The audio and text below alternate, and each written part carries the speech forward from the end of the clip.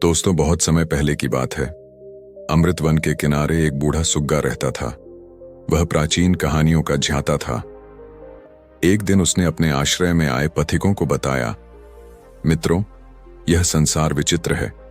यहाँ कुछ लोग ऐसे होते हैं जो आपकी जान बचाने वाले को ही मृत्यु के घाट उतार देते हैं। मैं आपको एक ऐसी ही कहानी सुनाता हूं जो बहुत पुरानी है। सुनकर समझदारी से सीख लेना। प्राचीन काल में चंद्रपुर नामक राज्य में महाराज रणधीर शासन करते थे। वे अत्यंत पराक्रमी, न्यायप्रिय और महान योद्धा थे। उनके 3 पुत्र थे, ज्येष्ठ पुत्र अर्जुन, मध्य पुत्र विक्रम और कनिष्ठ पुत्र धीरज। तीनों राजकुमार अपने पिता के समान वीर और कुशल योद्धा थे, किंतु विजय के अहंकार से ग्रसित भी थे। महाराज रणधीर अपने पुत्रों से अत्यधिक प्रेम करते थे। वे अक्सर उन्हें जीवन के अनमोल सिद्धांत सिखाते। एक दिन उन्होंने अपने तीनों पुत्रों को बुलाकर कहा, पुत्रों, तुम अब परिपक्व हो गए हो। तुम कहीं भी जा सकते हो, परंतु मेरी एक बात सदैव याद रखना। शिकार खेलते समय कभी भी पश्चिम दिशा की ओर मत जाना। वह दिशा अशुभ और खतरनाक है। तीनों राजकुमारों ने प्रतिज्ञा की कि वे कभी भी पश्चिम दिशा में नहीं जाएंगे। कई महीनों तक राजकुमारों ने पिता की आज्ञा का पालन किया। वे उत्तर, पूर्व और दक्षिण दिशाओं में शिकार खेलते। एक दिन जब उन्हें कोई शिकार नहीं मिला, तब वे एक विशाल पीपल वृक्ष के नीचे विश्राम करने लगे। धीरज ने अचानक कहा, भाइयों, मुझे एक बात समझ नहीं आती। पिताजी ने हमें पश्चिम दिशा में जाने से क्यों मना किया होगा? अर्जुन ने उत्तर दिया, शायद वहां कोई खतरा है। विक्रम मुस्कुराया, या फिर यह भी हो सकता है कि पिताजी पश्चिम के राजा से युद्ध में हार गए हों और उस अपमान को छिपाना चाहते हों। धीरज ने विचार व्यक्त किया, हम तीनों वीर हैं। मेरा सुझाव है कि कल हम पश्चिम दिशा में जाकर देखें कि वहां ऐसा क्या रहस्य छिपा है। तीनों भाई इस विचार पर सहमत हो गए। अगले दिन उन्होंने अपने पिता से झूठ बोला कि वे दूर के राज्यों के राजकुमारों के साथ शिकार खेलने जा रहे हैं और देर से लौटेंगे। महाराज ने उन पर विश्वास करते हुए अनुमति दे दी। राजकुमार सीधे पश्चिम दिशा की ओर चल पड़े। वे अपने राज्य की सीमा पार कर कालवन में प्रवेश कर गए। दिन भर की यात्रा के बाद उन्हें भयंकर प्यास लगी।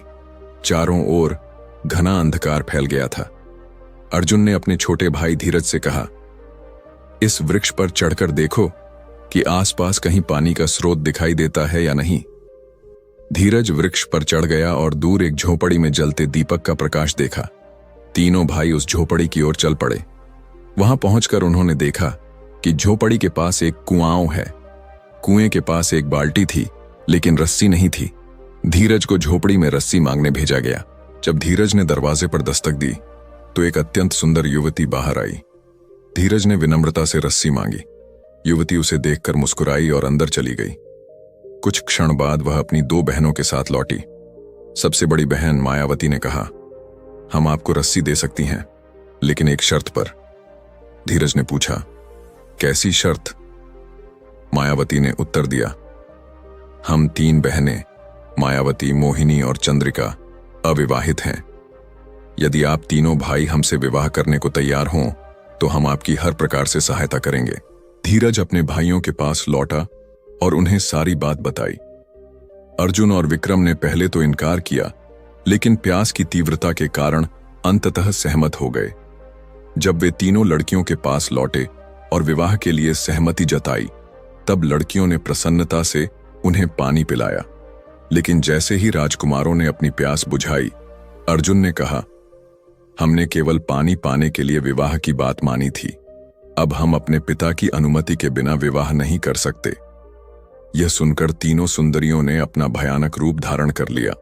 उनके नाखून लंबे और तेज हो गए, बाल बिखर गए और आंखें लाल हो गईं। राजकुमार भय से कांप उठे। विक्रम ने कहा, भाइयों, ये तो राक्षसियां हैं। हमें इनकी बात माननी होगी, अन्यथा ये हमें जीवित नहीं छोड़ेंगी। भयवश तीनों राजकुमारों ने विवाह के लिए सहमति दे दी। राक्षसियां मायावती, मोहिनी और चंद्रिका अपने मूल रूप में लौट आईं और विवाह संपन्न हुआ। अब राजकुमार राक्षसियों के साथ रहने लगे। मायावती और मोहिनी अपने पतियों की अच्छी देखभाल करतीं, लेकिन धीरज दिन ब दिन दुर्बल होता जा रहा था। एक दिन अर्जुन और विक्रम ने धीरज से पूछा, भाई, तुम इतने दुर्बल क्यों होते जा रहे हो? धीरज ने उत्तर दिया, मेरी पत्नी चंद्रिका जब भी मुझे भोजन परोसती है तो रोने लगती है। मैं उसका दुख देखकर भोजन नहीं कर पाता। अर्जुन ने सलाह दी, तुम्हें उससे कारण पूछना चाहिए। उस रात धीरज ने चंद्रिका से उसके रोने का कारण पूछा और भोजन न करने की धमकी दी। चंद्रिका ने अंततः रहस्य बताया, मैं आपसे सच्चा प्रेम करती हूं, इसलिए सच बताती हूं। हम तीनों बहनें और हमारी मां कालिका राक्षसियाओं हैं। हम मनुष्यों का मांस खाती हैं। मेरी बहनें प्रतिदिन शिकार करके लाती हैं और अपनी मां को खिलाती हैं। जब तक उन्हें शिकार मिलता रहेगा, आपके भाई सुरक्षित रहेंगे। लेकिन जिस दिन शिकार नहीं मिलेगा, उस दिन वे आपके भाइयों को मार डालेंगी। ये सुनकर धीरज ने पूछा, क्या कोई बचने का उपाय है? चंद्रिका ने कहा, है, पर मुझे वचन दो कि मेरी रक्षा करोगे। धीरज ने वचन दिया। चंद्रिका ने एक योजना बताई। वह अपने अस्तबल से तेज घोड़े देगी और बताएगी कि कैसे अमृत सरिता पार करके बच सकते हैं। अगले दिन तीनों राजकुमारों ने खुद को जख्मी करके ऐसा दिखाया जैसे वे युद्ध में घायल हो गए हों। उन्होंने राक्षसियों से तेज घोड़े मांगे ताकि अपने शत्रुओं से बदला ले सकें। राक्षसियों ने उन्हें अपने सबसे तेज घोड़े दे दिए। चंद्रिका ने धीरज को बताया, तुम सीधे पश्चिम की ओर जाओ, वहां अमृत सरिता है। उसे पार करते ही हमारी शक्तियां निष्प्रभावी हो जाएंगी। लेकिन यदि कोई पूछे कि यह रहस्य किसने बताया, तो मेरा नाम मत लेना। तीनों राजकुमारों ने वचन दिया कि वे चंद्रिका का नाम नहीं लेंगे। राजकुमार तेज घोड़ों पर सवार होकर भाग निकले। जब वे नदी पार कर गए, तब पीछे से कालिका और उसकी बेटियां आ पहुंची। राक्षसियों ने पूछा, कौन था जिसने तुम्हें यह रास्ता बताया? धीरज ने इशारे से अपने भाइयों को चेतावनी दी कि वे चंद्रिका का नाम न लें। लेकिन अर्जुन और विक्रम ने अपना वचन तोड़ दिया। विक्रम ने कहा, हमें तो आपकी छोटी बेटी चंद्रिका ने बताया था। यह सुनकर मायावती, मोहिनी और कालिका ने क्रोध में चंद्रिका पर हमला कर दिया और उसे मार डाला। अर्जुन और विक्रम प्रसन्न थे कि वे बच गए, लेकिन धीरज वहीं बैठकर रोने लगा। उसने अपने भाइयों से कहा, तुम दोनों विश्वासघाती हो। चंद्रिका ने हमारी जान बचाई और तुमने उसका नाम लेकर उसे मरवा दिया। आज से तुम मेरे भाई नहीं हो। अर्जुन और विक्रम ने उसे समझाने का प्रयास किया, लेकिन धीरज नहीं माना। जब वे दोनों चले गए, तब धीरज नदी पार करके चंद्रिका के पास लौट आया। उसने चंद्रिका की अस्थियों को एकत्र किया और एक चिता बनाकर स्वयं भी उसी चिता में प्राण त्याग दिए। सुग्गे ने अपनी कहानी समाप्त करते हुए कहा, इस प्रकार दुनिया में दो तरह के लोग होते हैं, एक जो मुसीबत में भी वचन निभाते हैं और दूसरे जो अपना स्वार्थ सिद्ध होते ही कृतज्ञता दिखाते हैं। धीरज एक सच्चा प्रेमी था जो अपने प्रेम के लिए मर मिटा, जबकि उसके भाई स्वार्थी और विश्वासघाती निकले। याद रखो, जिस हाथ ने आपकी सहायता की हो, उसे कभी काटना नहीं चाहिए।